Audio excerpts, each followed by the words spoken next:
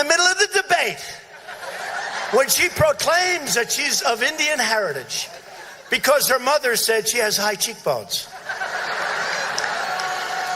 That's her only evidence, that her mother said she had high cheekbones. We will take that little kit and say, but we have to do it gently. Because we're in the Me Too generation, so we have to be very gentle. And we will very gently take that kit and we will slowly toss it, hoping it doesn't hit her and injure her arm. Well, the Me Too comments come the same day the president announced his latest hire, Bill Shine. Shine will be the assistant to the president and deputy chief of staff for communications. Bill Shine resigned as president of Fox News last year during the network's sexual harassment scandals.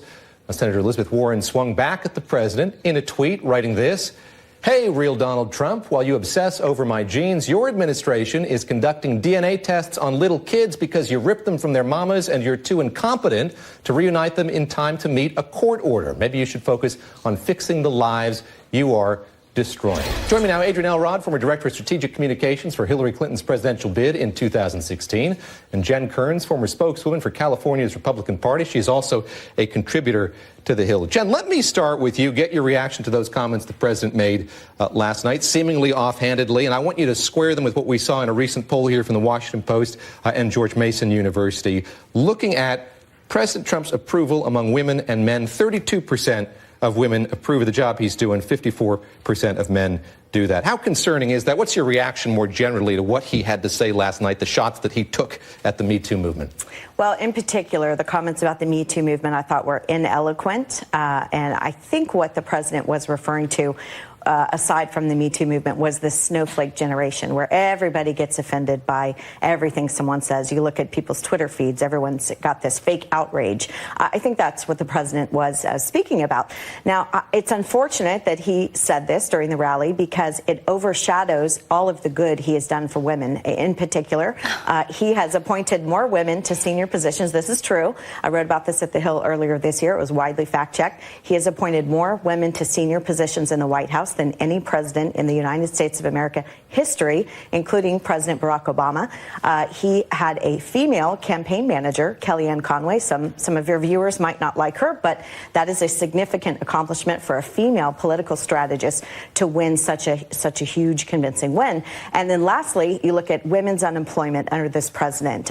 Just in 18 months, we now have women's unemployment at the lowest rate it's been in nearly 20 years. You add that to the other economic benefits that come from the American Tax Cuts and Jobs Act, the jobs growth in this country. I think he's done a great job.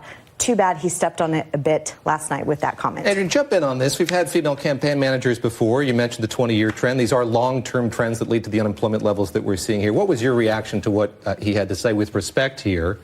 It was more than just stepping on it. I mean, this was an attack on something that has been an important movement in this country for the last few months. And I also want to make it clear, I think he was actually making some sort of insinuation about potentially harming Elizabeth Warren when he talked about tossing the DNA kit to her. It was a bizarre fantasy about a 2020 debate. It was very bizarre. Like everything about it was bizarre.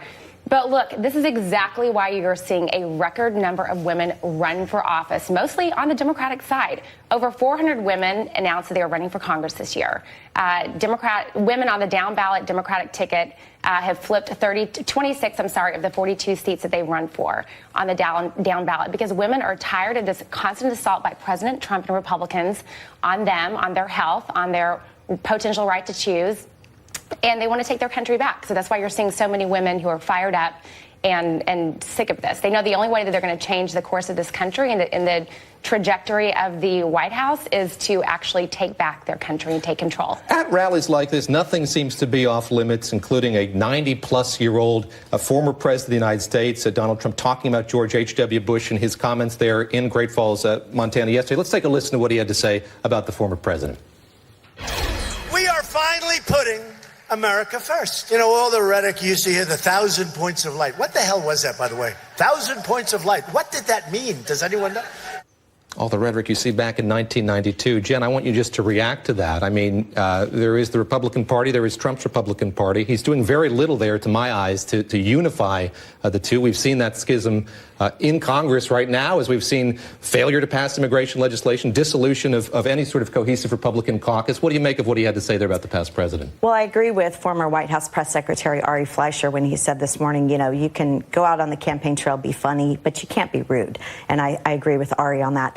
Now, in regards to the women running for office, I'm in particular interested in one particular one, a card-carrying member of the Socialist Party that has now, according to Tom Perez, the chair of the DNC, is now the future of the party. So if those are the choices that mainstream American women are going to have, I have bad news for the Democrats. They're probably not going to get elected. So they may have won their primaries, those female candidates, but they might be just a little far too left for the mainstream. Why is that concerning to you? Again, as you look at the Republican Party fractured as is, why does that fracture in the Democratic Party, it trying to reconcile different factions with itself, why does that concern you so much? Well, I don't think that the Republican Party is fractured. If you look at the Rasmussen poll that was out last week, 82% of Republicans stand with President Trump on the border policy. And by the way, 56%, according to Rasmussen, of independent voters also blame the illegal immigrant parents and not President Trump and the policies. Get in here, but they don't support children being separated from their parents who are simply trying to seek asylum from horrific countries. They do, actually. And I think what you see here with these numbers in the Rasmussen poll, especially with independents, they're seeing that this problem was not just created under the Trump administration.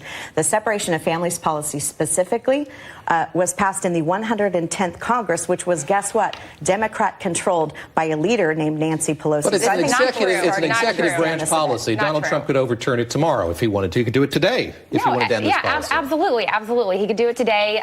You know, he had so many problems with the executive order, and now we know that the people at HHS who are tasked with reuniting families don't even know how to do this because they have not been instructed to how to do it by the administration.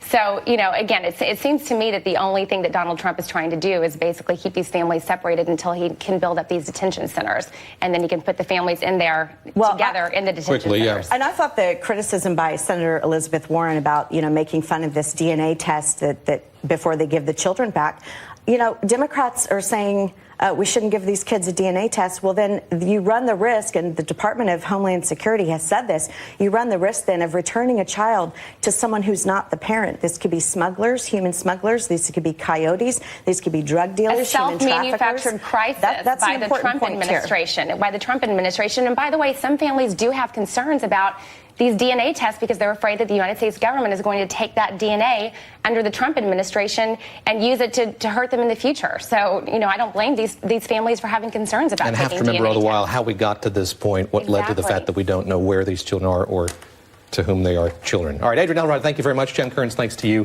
as well.